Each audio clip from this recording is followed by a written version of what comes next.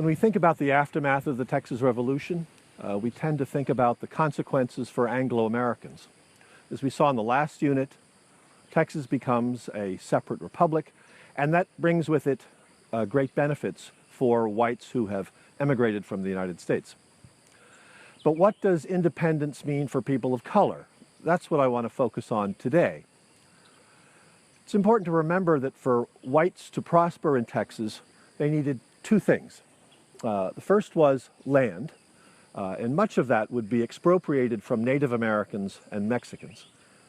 And secondly, they needed the labor of African American slaves.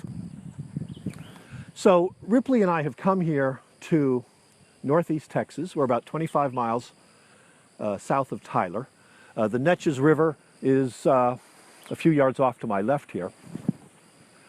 And this is the site of the Battle of the Neches, where Cherokee Indians who were being forcibly removed from Texas made their last final stand before being pushed out of Texas altogether.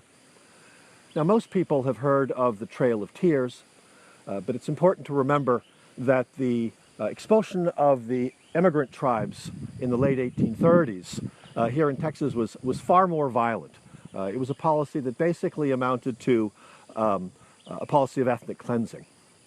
Now, Mexicans were not removed forcibly as Indians were. Nonetheless, informal and formal racial policies had pretty much the same result.